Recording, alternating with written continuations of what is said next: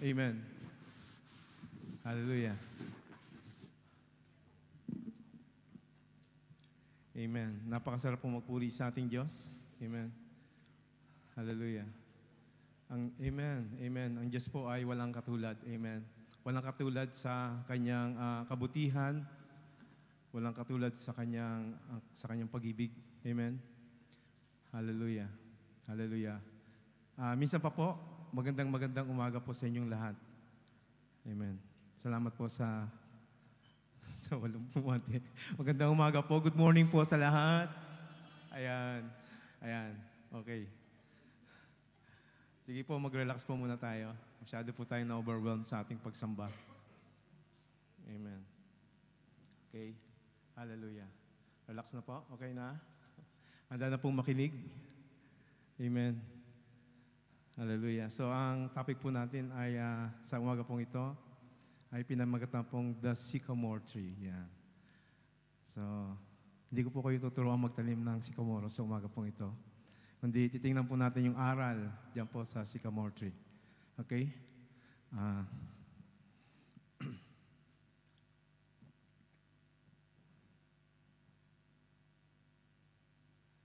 Okay.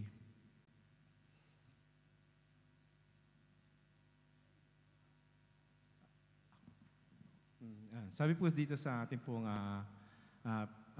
na-search, the sycamore tree is a symbol of strength. Okay? Resilience, protection, and longevity. Longevity kasi po ay matagal po yung buhay ng sycamore tree. Okay? Nabubuhay po siya ng up to 400 to 600 years. Okay? These popular trees have graced the earth longer than humans. So, mas matagal pa yung buhay kaysa sa atin. So, sycamores grows insanely and fast and live for hundreds of years. So, yan po ang sycamore tree. Ayaw siyang Alright, okay na. At ating pong tunghayan ang sinasabi po ng Luke 19. But before that one, Jesus saw Zacchaeus sitting in a sycamore tree and understood the symbolism. So, dito po sa ating pong pag-aaralan, every time na maririnig po natin yung sycamore tree, ay meron pong isang tao o isang karakter sa Biblia na ating pong pumapasok po sa ating isipan. At wala pong iba kundi sino po siya? Si Zacchaeus. Amen. Okay. Sabi po dito, Jesus saw Zacchaeus sitting on the sycamore tree and understood the symbolism. So, nung makita po ni Jesus, si Zacchaeus na nakaupo doon po sa sycamore tree, ay alam niya na po ang ibig sabihin po nito. First, it was shameful for a grown man to climb a tree. Yet, there was Zacchaeus. So, totoo nga po naman na sa isang tao na may edad na, ay hindi na para makita ka pa doon sa puno na umaakyat. Amen? But this is a symbolism. Amen? Hallelujah. This shows us that Zacchaeus did not mind being mocked if it meant seeing Jesus. So, hindi na po inisip ni Zacchaeus na siya po ba ay mapapahiya dahil nandun po siya sa puno ng sycamore. But ang mahalaga po ay makita po niya si Jesus. Amen? So minsan ganoon din po yung nangyayari sa atin, di ba? Na parang nung sinisharean tayo, parang nahiya tayo, di ba? And yet, dumating po yung time na nag-decide na din po tayo na okay lang. Di bale, mahalaga, sino ba itong Jesus na to? Makilala ko siya. Amen. Hallelujah. And Jesus became more important than his pride. Ganon din po ba tayo? Jesus is more important than po sa ating mga pride. Amen? So sa umaga pong to, I believe na uuwi po tayong lahat na wala na po tayong pride. No more pride. Amen po ba doon? Mahina. Amen po ba doon? Amen. Di na po natin kailangan ng pride actually. Amen. Okay, ang ating pong text ay kunin po natin sa Luke chapter 19, verse 1 to 10. At dito po ay, ito po yung kwento ni Zacchaeus. at ng sycamore tree. Jesus entered Jericho and was passing through. A man was there by the name Zacchaeus. He was a chief tax collector and was wealthy. He wanted to see Jesus was, but because he was short, he could not see over the crowd. So he ran ahead and climbed a sycamore fig tree to see him. Since Jesus was coming that way, when Jesus reached the spot, he looked up and said to him, Zacchaeus, come down immediately. I must stay at your house today. So he came down at once and welcomed him gladly. All the people saw this and began to mutter, he has gone to be the guest of a sinner. But Zacchaeus stood up and said to the Lord, Lord, look, here and now I give half of my possessions to the poor. And if I have cheated anybody out of anything, I will pay back 4 times the amount. Jesus said to him, today salvation has come to this house, because this man too is a son of Abraham. For the Son of Man came to seek and to save the lost. Pinagpala po ng Diyos ang kanya pong salita. Amen. Hallelujah. So, Happy New Year. Amen. So, medyo sariwa pa yung bagong taon. Amen. Batiin po natin yung minsan pa, yung katabi po natin. Happy New Year. Amen. Ayun po yung ngayon yun po yung Happy New Year. Okay. So, yun. Salamat sa Panginoon. Nakingiti na po tayo. So, kailan nga po ba na-start yung bagong ikaw? Ito po ba ay nag-start dahil mayroon pong bagong taon? So, ang bagong ikaw ay nag-start po. Starts in 2 Corinthians 5:17. Amen. That therefore, if anyone, therefore, if anyone is in Christ, the new creation has come, the old has gone, the new is here. So, yun po yung starts ng Happy New Year. Nung ating pong tinanggap ang ating Panginoon sa ating pong buhay bilang Panginoon at tagapagligtas. Amen? So, alam naman po natin lahat yon na nung pong tinanggap natin ang ating Panginoon, ay nagbago ang buhay po natin. Amen? Amen po ba doon? Amen. Can I hear an amen? Amen.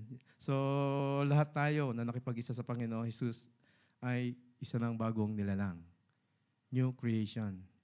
So, new creation na tayo. Wala na po yung dati nating pagkatao na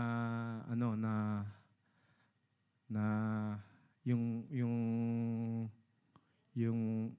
chismosa, gano'n, for example. Ayan. Kung dati Reyna, so ngayon, prinsesa na lang. medyo nagbabago. So, hindi na po bagong actually, yung pag sinabing new creation, hindi naman agad-agad nakikita na bago na yung buhay mo agad di ba? So, unti-unti yun. Pero meron din namang talagang nung tinanggap si Lord, talagang nagmanifest sa kanya yung bagong buhay na in-stop niya na talaga yung mga bisyo niya, ganoon. Amen. Hallelujah. Wala na po yung dating pagkatao. So, ang nawala doon, yung being mo na makasalanan, na may wangis ni Adan. So, yun po yung nawala sa atin. At yung wangis na po ni Jesus ang nasa atin. So, Christ, kaya nga Christ-likeness, di ba? Lahat tayo na tumanggap sa ating Panginoong Jesus. Ang na natin yan ay Christ-likeness. Meron na tayo noon. At tayo na yun. So, magtataka ka, bakit parang ayaw ko na nitong gawin yung dati kong ginagawa na hindi kalooban ng Lord. So, ngayon, di mo na ginagawa. Ayaw mo na. So, kasi nga, binago ka na ng Lord. Amen. So, wala na yung dating reyna ng di ba?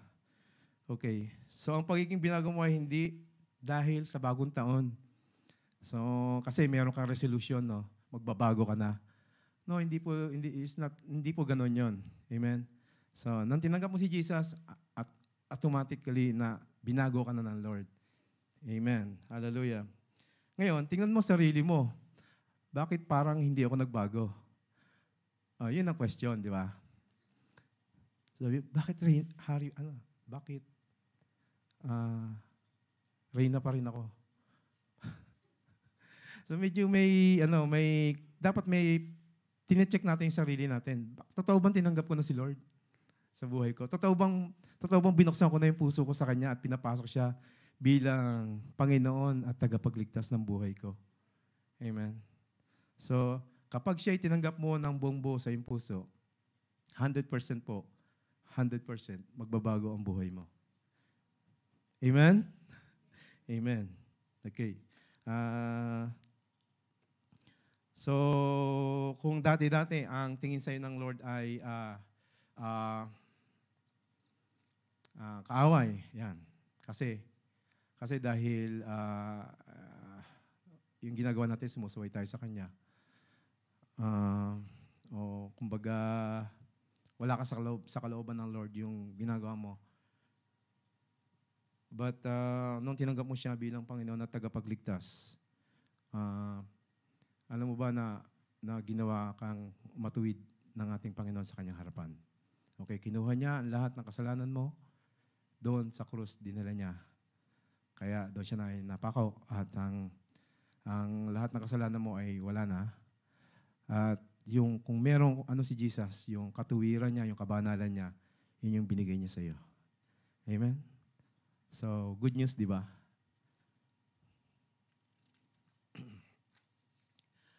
Sabi po basahin po natin 2 Corinthians 5:21. God made Him who had no sin to be sin for us. Okay? So that in Him we might become the righteousness of God. Isang walang kasalanan para sa makasalanan. Nakagaya po natin. So, kinuha niya lahat ng ating kasalanan. Amen. At binigay yung katuwiran niya. So, beautiful exchange. Amen. So, palit tayo, sabi ni Lord. Amen. Kasi hindi tayo pwedeng makipagrelasyon sa Diyos kung tayo po ay makasalanan. Kung tayo ay marumi. So, kaya ang ginawa ng Lord, so kinuha niya lahat ng kasalanan mo at nilinis kanya ng kanyang banal na dugo. So ngayon, kapag ikaw tinitingnan ng Diyos, ikaw ngayon ay malinis na. Ang nakikita niya sa iyo ay hindi yung mga gawa mo, kundi yung gawa ni Jesus. Yung ginawa ni Jesus doon sa krus ng Kalbaryo, kung paano siya ay nagsakripisyo doon, yung dugo niya ay dumanak, yun yung nakikita niya sa iyo, sa bawat sa atin. Kaya nga, sabi sa harapan ng Diyos, tayo ay matuwid sa Kanyang harapan. Amen? So, hindi dahil sa ating mga ginawa, again, kundi dahil sa ating Panginoong Hesus. Kaya ang lahat ng papuri po ay sa Panginoon lamang. Amen? Hallelujah. Kaya nga ngayon, ikaw ay welcome na doon sa kalangitan. Amen? Dahil binago ka na ng Diyos, nilinis ka na ng Diyos. So, mayroon na tayong relasyon sa Diyos. At again, ang ating pong relasyon ay hindi po ito pwede angkas. Amen? Ito po ay isahan. Amen? So, ang relasyon po ay dapat isahan sa ating Lord. Hindi pwede ang angkas. Dahil kaibigan mo siya, dahil umaatin siya sa gawain, so, ligtas ka na rin? No, it's not. Dahil magulang mo, born again, ikaw ay ligtas na, automatic? No, hindi. But, tayo po ay mayroong dapat gawin sa ating pong mga mahal sa buhay. Amen? Tayo po yung dapat mag-share sa kanila. Sa ating mga kaibigan, tayo yung dapat mag-share. At dapat, ginagawa natin ito. Amen? Hallelujah. Sabi mo sa katabi mo, bawal matulog. Ay mo, umaga na. Dapat kagabi ka natulog eh.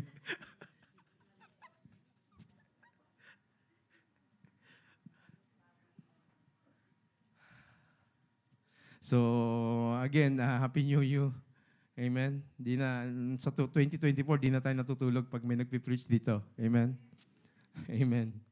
So, ang tawag po doon ay, tayo muling ipinanganak sa Spirit. Amen? So, born again, tawag sa atin doon. Minsan nahihiya pa tayong tawagin born again, no? Ba't nyo ikinahihiya yung baka ikahiya din tayo ng Lord? So, sabi niya, pag kinahiya nyo ako, ikahiya ko rin kayo doon sa Ama at sa mga anghel. So, hindi po tayo nahihiya ang tawagin born again dahil tayo po isinilang na muli sa Espiritu. Amen? Hallelujah. Sabi ng John 3:3, yan. Jesus replied, very truly, I tell you, no one can see the kingdom of God unless they are born again. So, we believe na tayo po ay ligtas. Amen? Dahil tayo po ay nananampalataya sa ating Panginoong Hesus. At darating po ang time, tayo po ay pupunta doon sa kingdom ng God, doon sa heaven. But sabi diyan, no one can see the kingdom of God unless they are born again.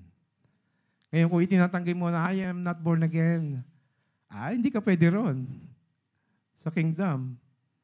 So, taas ang kamay ng mga born again dito.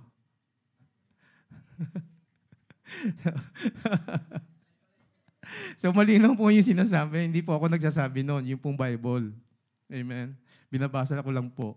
Sabi doon, no one can see kingdom of God unless they are born again. Ewan ko kung ano sasabihin mo kay Lord kung ayaw mong tawagin na ikaw ay born again. Pagpasok mo doon sa kaharian ng langit. Born again o hindi? Hindi po. Sabi ni Lord. Amen. So again, ang pagiging bago po natin ay hindi po nagsimula dahil mayroon pong New Year resolution. Kundi ito po ay nagsimula nung tinanggap po natin ang ating Panginoong Hesus sa ating mga buhay. Amen. So back na po tayo sa ating topic. Ayan pa. Sabi diyan, flesh give birth to flesh, but the Spirit gives birth to spirit. So lahat po tayo pinanganak ng ating mga nanay. Amen. But yung po sinasabi ditong born again, yun po yung ipinanganak na muli sa Spirit. Okay. So, sana po may natutunan po tayo sa umaga pong ito. Amen. Hallelujah. Okay, so back to our topic. Zacchaeus is a very important character in the Bible, okay, because he is a concrete example of a simple man who was changed by Jesus Christ's compassion over sinner. So, yun pala. Ito pala isang napaka-importanting karakter dito po sa Bible. At ito po ay pinapakita ni Zacchaeus ang buhay ng isang mananampalataya. Kung paano tayo na mga mananampalataya ay binago ng ating Panginoong Hesus ang ating mga buhay. So siya po yung ating example po. Concrete example po. Okay. Zacchaeus means, sa Greek po, ang ibig po sabihin ito, Zacchaeus means pure or innocent in Greek. Okay? Innocent. So, sa pag-aaralan po natin, parang hindi naman siya nabuhay ayon sa kanyang pangalan, which is pure. Dahil si Zacchaeus po ay isang was a tax collector. Okay, he is a chief tax collector who has hated by the Jews because he cheated them out of their money to keep some of it for himself. So, ang trabaho pala ni Zacchaeus bilang isang chief collector, para bang ganito, for the month of January, i-advance ko yung bayad, yung tax ng mga mamamayan. For example, here ng Jericho, doon sa Roman Empire, ibibigay ko na to. At pagkatapos, meron akong mga tax collector, sila yung mga tagapaningil. Kaya, dapat yung masingil niya ay more than doon sa ibinayad niya. So, nakuha po natin kasi para kikita po siya. Okay, so yun po. Kaya po galit sa kanya yung pong Jewish community. So, dinadaya ni Zacchaeus ang mga tao. So, he is a chief tax collector in Jericho. Okay, he is rich. Zacchaeus is rich. He is not able to see Jesus. And isa pa, he's short. He was likely less than 5 feet tall if we're going to Mediterranean standards of the time. So ako po ay 5'4". So 5, so mas maliit pa po si Zacchaeus. Siguro mga ganyan. So ganitong kalaki si Zacchaeus. So na-imagine niyo po kung gaano kalaki si Zacchaeus. Less than 5 feet tall. Sample tayo. Tayo.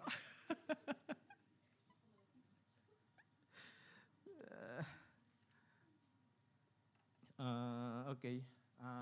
In verse 1 says that Jesus entered Jericho and was passing through. Okay, a man was there by the name of Zacchaeus. He was a chief tax collector and was wealthy.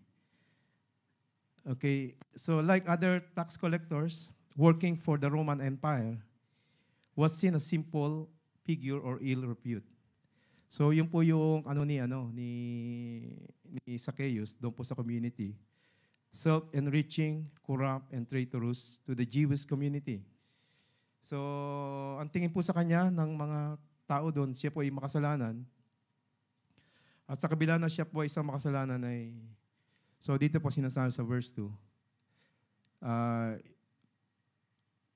sa kabila na siya po ay makasalanan, ay hangad pa rin po niyang makita ang ating Panginoong Hesus.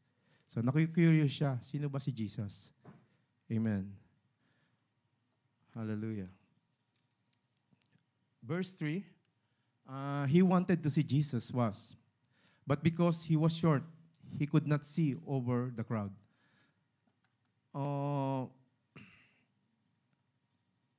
Did Zacchaeus have many friends?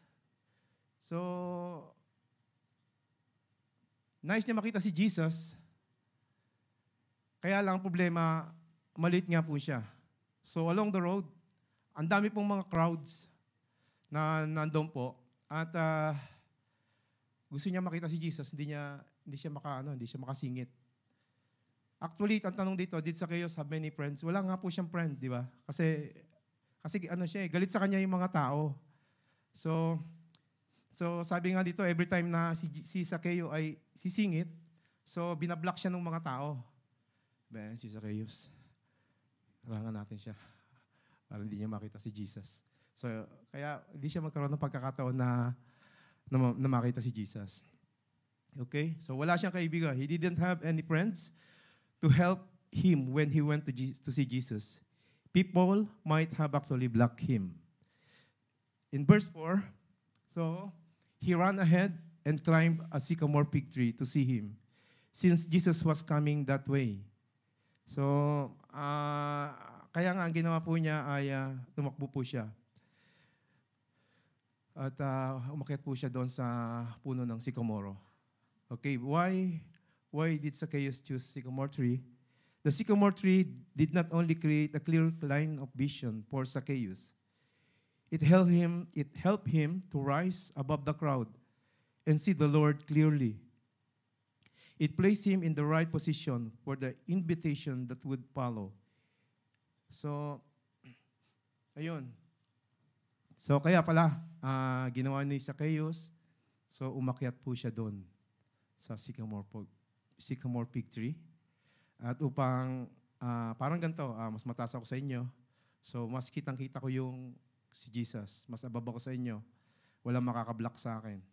At kitang-kita ko po si Jesus sa nadaraan. Then what is the spiritual meaning of sycamore tree? Okay, so the sycamore tree symbolizes the power of seeking spiritual enlightenment. Again, symbols daw po ito ng spiritual enlightenment. Okay, and potential for a personal transformation. So, personal transformation. So, we believe na ang punong ito ay matagal na ngang naitanim doon at walang iba na nag-alaga nito ang ating Diyos na sa langit. Amen? Siyang nagpatubo, siyang nagpapatubo. At nakita na po ng ating Ama na time will come, may isang makasalanan na aakyat dito po sa puno ng sycamore tree. At sa kanya pong pag-akyat na yon ay siya po ay tatagpuin ng ating Panginoong Hesus.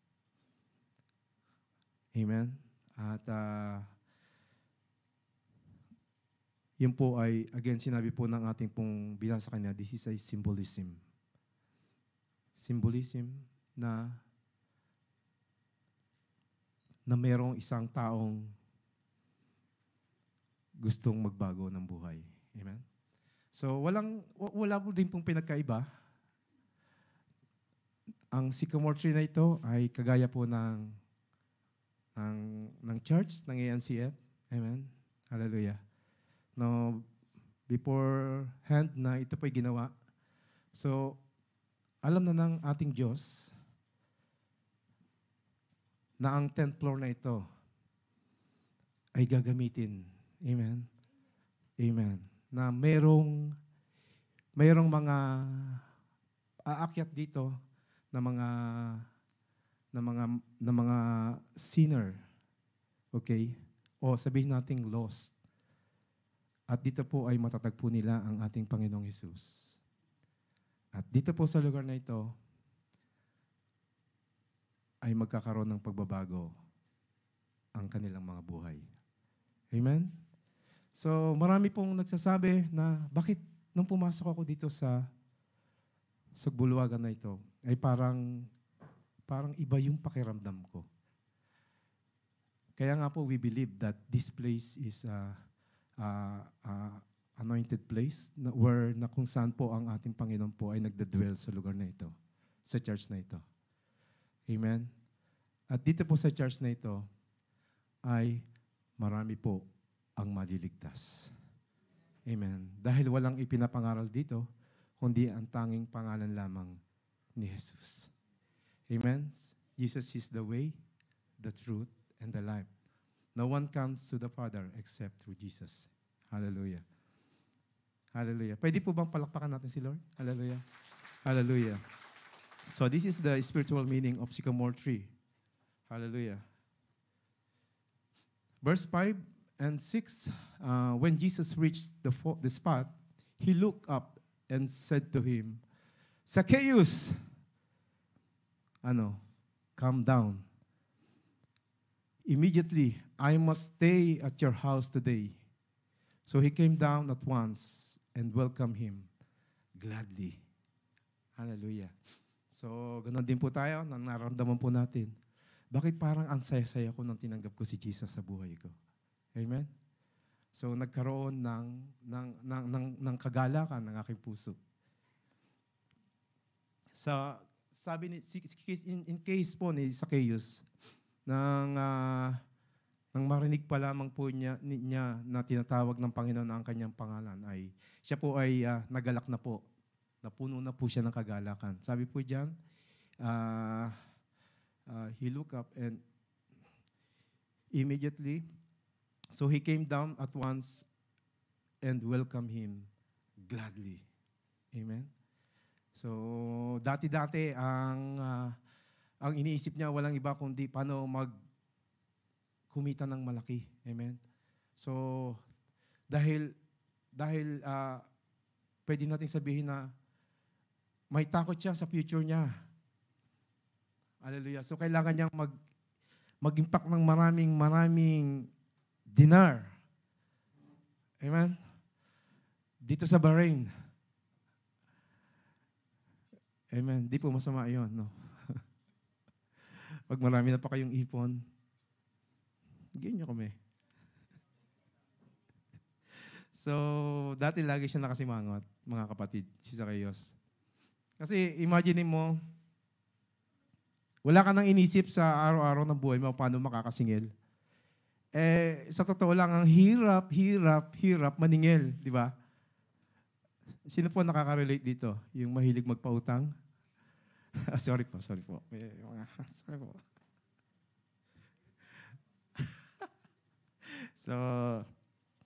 So, sino po yung maraming utang? Ako po, meron din ako. Yan yung pag-pray natin mamaya. Bayaran ni Lord. Sabi ni Lord, ikaw yung nangutang, dahil ikaw yung magbayad. Actually, si Lord naman talaga yung tagapagbayad natin eh. Di ba? Nangutang tayo ng kasalanan. Si Lord yung nagbayad ng kasalanan natin. Aray ko. So, So kahit na malamangan yung kapwa niya, okay lang. Mahalaga magkaroon siya ng malaking pera. Kaya nga, biglang nag-iba yung kanyang pananaw nung na-meet niya po si Jesus. Okay? Karoon po ng kagalakan ng kanyang puso. Amen? Hallelujah. Yung pong mga walang di masaya dito, tanggapin niyo po si Jesus. Kung hindi niyo pa tinatanggap si Jesus sa buhay niyo, tanggapin niyo si Jesus, makikita po ninyo. Magkakaroon ng lubos-lubos na kagalakan ng inyong mga puso. Promise po yan. Hallelujah. Okay, sabi po ng...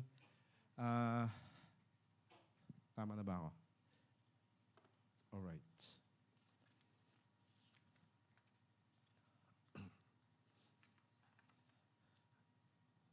Sandali. Ano pa rin po tayo, no? So, it was Jesus who sought Zacchaeus. Zacchaeus, come down, hurry, because I must stay at your house today. Jesus had demonstrated his love for Zacchaeus. There can be no greater sign of love than the request to share the intimacy of sinners' home and table. Meeting Jesus changed his life. So, ayun po, yung nangyari doon, di ba? Kay Zacchaeus, ano siya, outcasted siya sa community. Walang pumapansin sa kanya, maraming galit sa kanya. But, nung siya po ay nakita ni Jesus, imagine, tinawag pa po siya sa pangalan niya at sabi ni Jesus, so, pupunta ako sa bahay mo, kailangan ko mag-stay sa house mo. Okay, so, doon po naramdaman ni Zacchaeus for the first time, may tumanggap sa kanya. Okay, so sabi nga ng Psalm 139:13 says, "You created the deepest part of my being. You put me together inside my mother's body." So alam ni Jesus kung sino tayo. Alam ni Jesus. Kilala tayo ni Jesus. Alam ni Jesus kung ano yung pinagdaraanan natin. At kagaya po ni Zacchaeus, tinawag po ni Jesus yung pangalan ni Zacchaeus. Dahil kilala ni Jesus si Zacchaeus. At alam ni Jesus kung ano yung pinagdaraanan ni Zacchaeus. Okay. In verse 7, all people saw this and began to mutter, "He was gone to be the guest of a sinner." Verse 8, but Zacchaeus stood up and said to the Lord, "Look, Lord, here and now I give half of my possessions to the poor. And if I have cheated anybody out of anything, I will pay back 4 times the amount." So, nakita siya sa verse 7, nakita siya ng mga queens doon po sa lugar nila. Si Jesus, pumupunta doon sa makasalanan. Okay? But sa sobra pong kagalakan ni Zacchaeus, na siya po ay binisita ng King of Kings and the Lord of Lords. Amen. At nagbago po yung kanyang pananaw. Kung dati-rati, napakahalaga sa kanya ng dinar. Subalit, nung natagpo po niya si Jesus, bigla pong nagbago. Sabi niya dito, "Here, Lord, I give half of my possession." So, yung kalahati ng yaman ko ay ibibigay ko sa mga mahihirap. Okay? So, nakita po ninyo yung sudden change sa buhay po ni Zacchaeus. Amen. Hallelujah. So, ngayon? Mas mahalaga na sa kanya yung kanyang faith, yung kanyang pagsunod, rather doon po sa kanyang kayamanan. Amen? So, kaya tayo mga kapatid, pag-aralan po natin yung buhay ni Zacchaeus dahil siya po ay larawan ng isang tunay na mananampalataya. Okay? So, sabi nga po ng Bible ay the just shall live by faith. So tayo po na mga tinawag ng ating Panginoong Hesus, tayo mga tinubos, dapat daw po tayo ay nabubuhay sa faith. Amen. Hallelujah. So,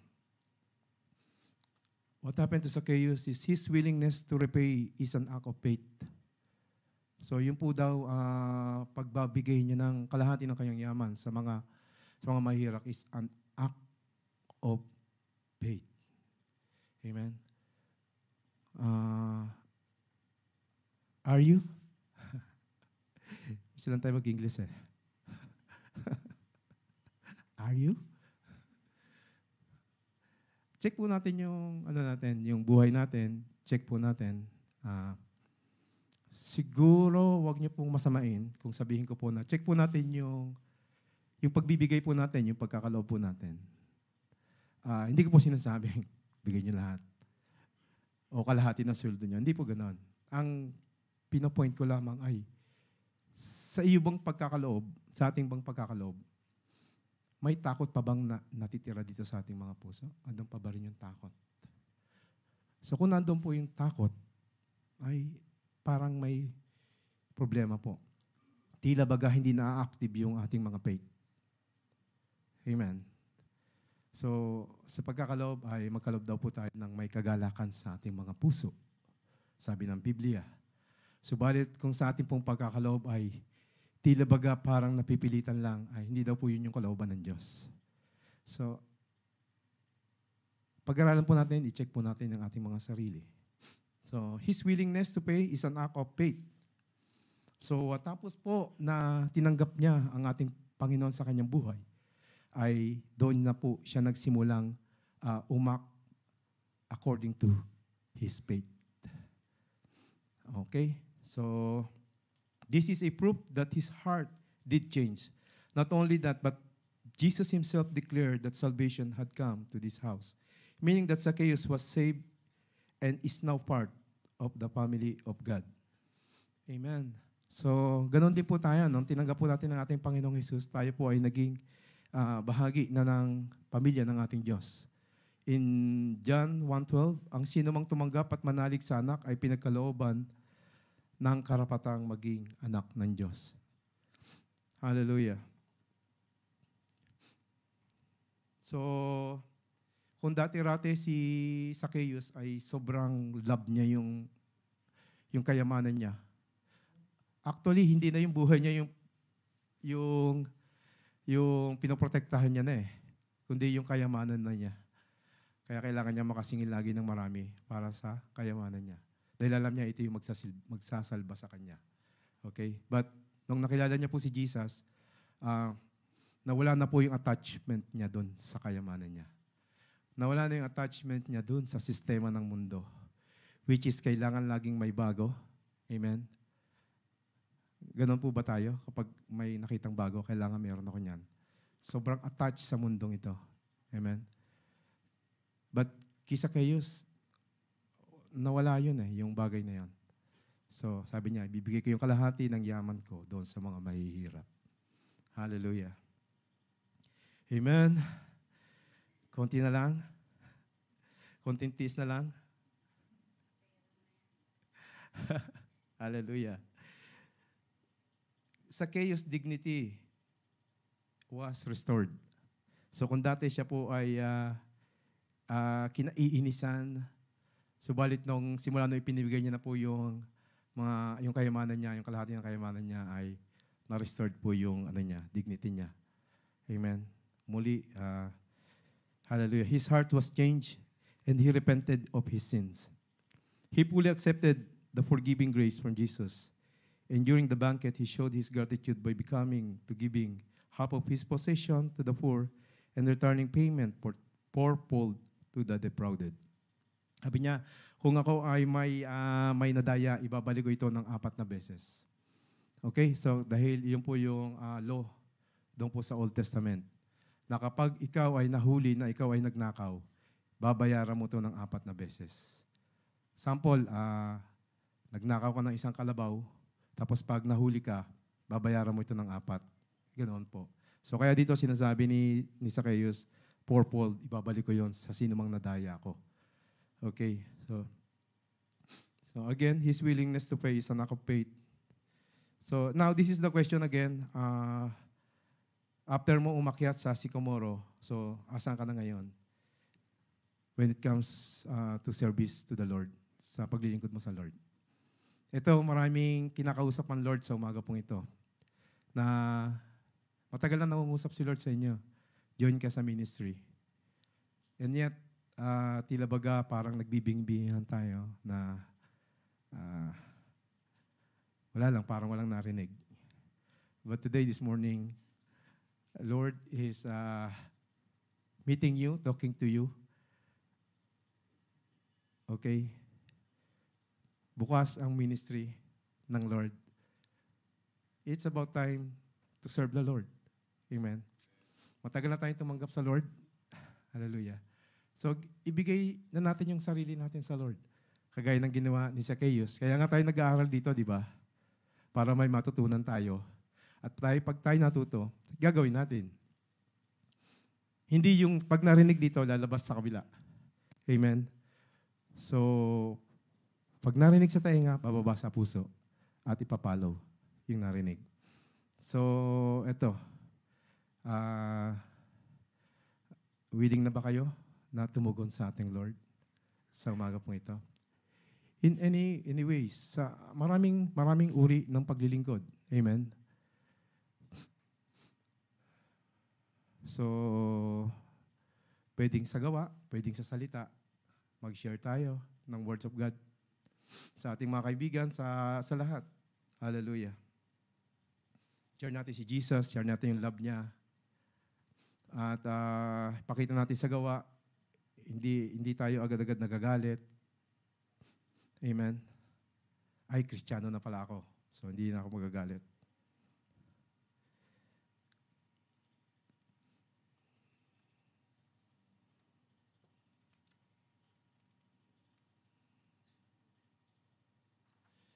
Okay, hallelujah. Nawa sa umaga pong ito ay makagaya po tayo ni Zacchaeus na mas mahalaga na sa atin yung pong ating faith rather than attaching this word. Okay, the system of this word. Hallelujah. Sabihin mo sa sarili mo, iba na ako ngayon. Amen. Iba na ako ngayon. Kasi tinanggap ko na si Jesus. Ako isang bagong nilalang na. Amen. So yung dating buhay natin, sobrang attached nun sa word. Amen. Hallelujah. Sobrang attached nun sa word.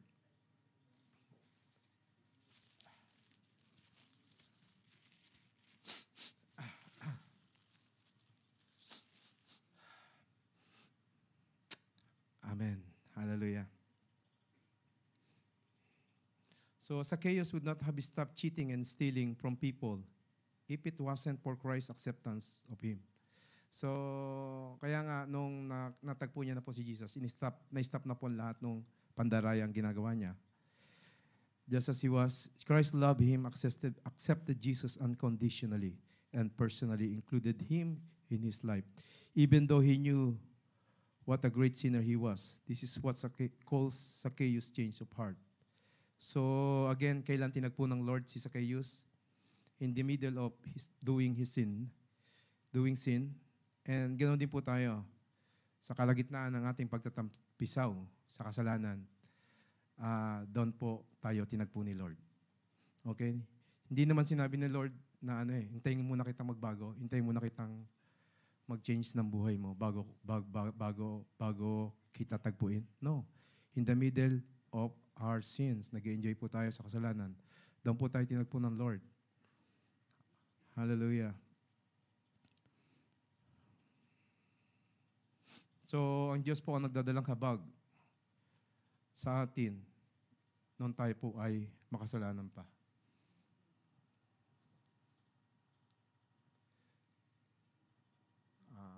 Romans 5:8-9. Ayan, sabi po ng Romans 5:8-9, but God demonstrates His own love for us in this. While we were still sinners, Christ died for us.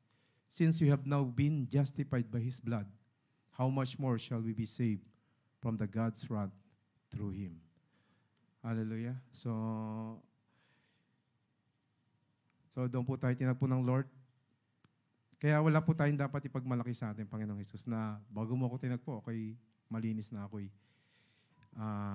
banal na. No. Sa kalagitnaan po ng ating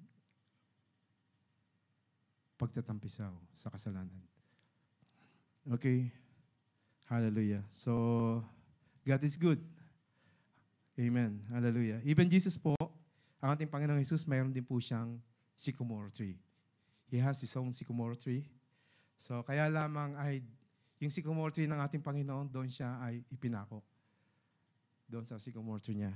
Okay? Tinanggap niya lahat ng kapurusahan bilang kabayaran sa lahat ng ating ginawang kasalanan, maliit at malaki, binayaran ng Panginoon doon po sa krus ng Kalbaryo. Hallelujah. Lahat po ng kahihiyan, ng pang-iinsulto, hallelujah, tinanggap po lahat ng ating Panginoong Hesus. Lahat ng hagupit ng latigo, ay tinanggap po niyang lahat yon. Hallelujah. Even the Father, sabi niya, Ama, Ama ko, bakit mo ako? O Diyos ko, bakit mo ako pinabayaan? Hallelujah. Lahat ng ito, siya'y nagawang pabayaan ng ating Panginoong Hesus, alang-alang sa atin, alang-alang sa iyo na makasalanan, upang alisin ang kasalanan sa iyo, sa katauhan mo, upang ikaw ay linisin, at upang ikaw ay maging katanggap-tanggap sa ating Diyos. So, binayaran lahat ng ating Panginoong Hesus, ang lahat mong kasalanan. Kaya ngayon ay wala ka ng kasalanan. Nilinis ka na ni Lord, binayaran na ni Lord ang lahat ng kasalanan mo. Fully paid, sabi ni Lord, finish. Hallelujah. It is finished. Again, lahat po ito tiniis ni Lord dahil mahal na mahal ka niya. Amen? Ang nais niya, time will come na makasama ka niya doon sa langit na bayan niya. Hallelujah. Naniniwala ka ba? Mahal ka ni Lord? Mahal na mahal ka ni Lord. Mahal na mahal ka ni Lord. Hallelujah. So, and verse 9, Jesus said to him, "Today salvation has come to this house, because this man too is a son of Abraham. For the Son of Man came to seek and to save the lost." Hallelujah. Mga kapatid, meron po tayong isang naging bisita rito po noong pong 24. Nakasama po natin siya dito na tayo po ay nagkaroon ng 22. Sabi ko nga 22 eh. Christmas party. Nagkaroon po tayong Christmas party. Meron po tayo isang kapatid na dumalo rito na meet po natin. Okay? At kinuha na po siya ng Lord. So, dumating po siya rito. Ang lakas, napaka-ano po niya, active. Hindi mo akalain. But, ayun. Yun yung buhay, no? Ganun lang ka-simple. So, ka-short. Sabi ko nga doon kanina, tama naman na ikaw ay maghanda ng iyong paghihigaan pag ikaw ay namatay na. Amen? Para hindi na mamroblema yung family mo, gano'n. Pero masigit na dapat nating paghandaan ay kung saan pupunta yung ating mga espiritu. Amen? Ating kaluluwa.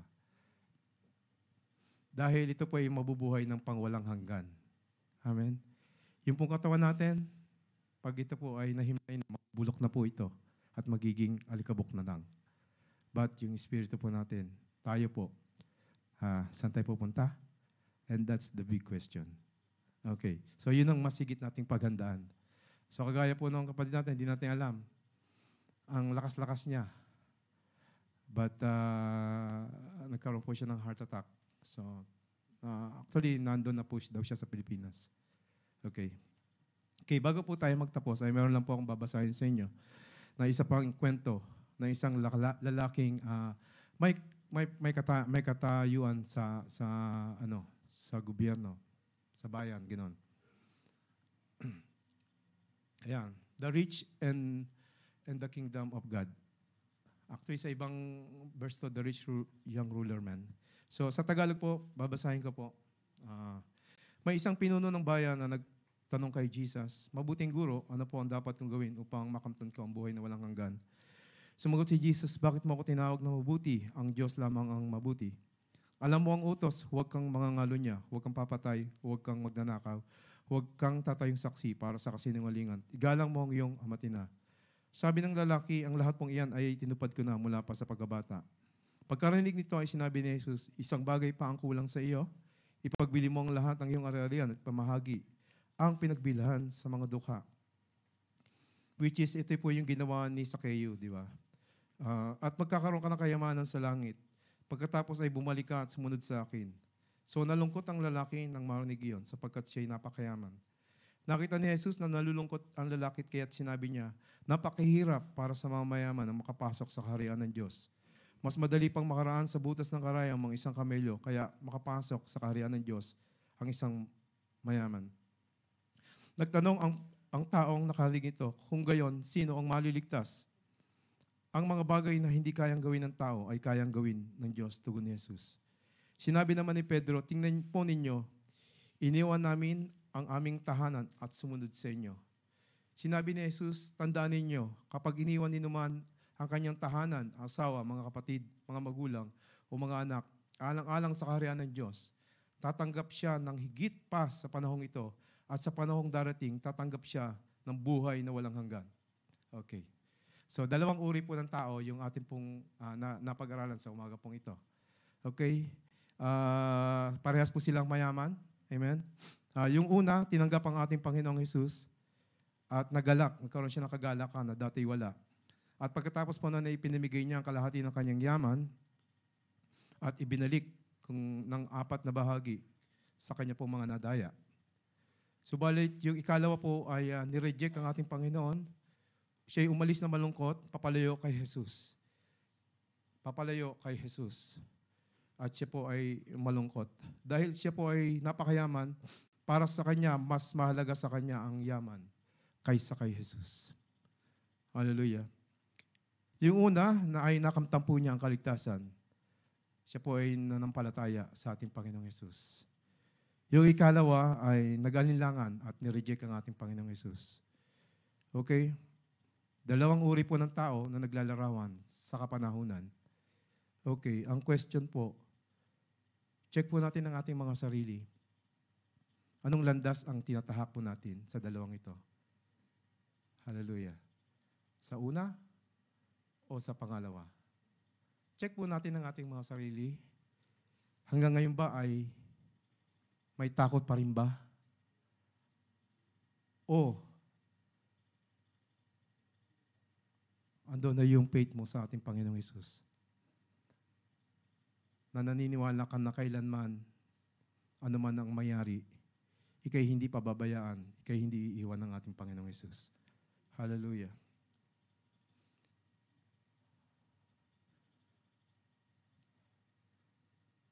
Sabi po, dito po, para po sa panghuling slide.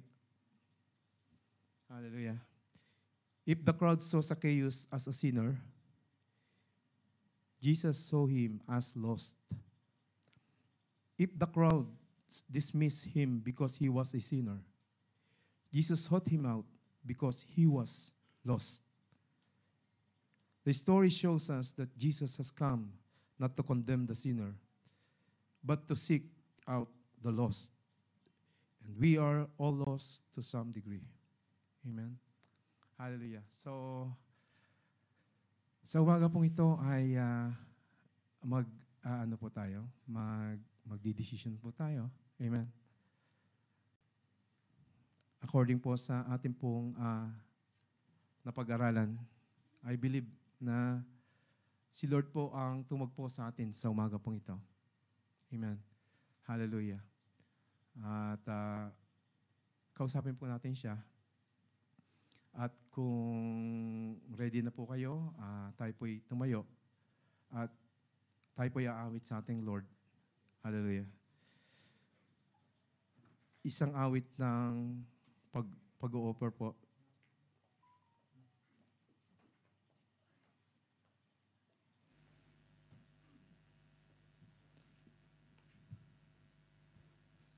Pag-o-offer ng ating buhay. Hallelujah. So, maikli lang po ang buhay sa mundong ito. Isa lang po ang buhay sa mundong ito. Hallelujah. Glory to your name, Lord.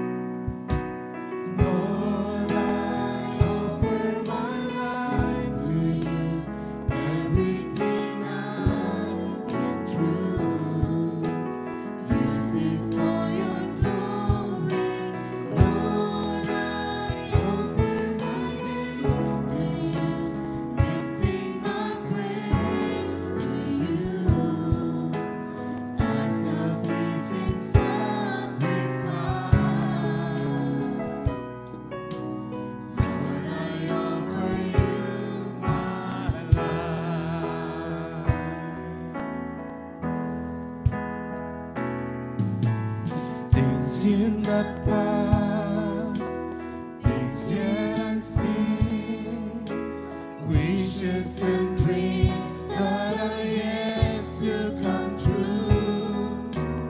All of my hopes, all of my plans, my heart and my hands are lifted to you.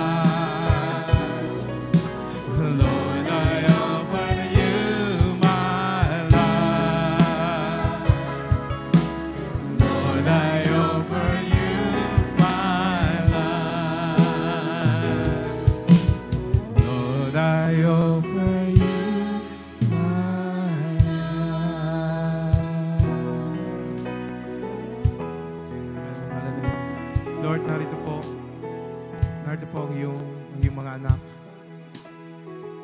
Nakataas ang aming mga kamay. Hallelujah. At sa umaga po ito, we surrender everything to you, Lord.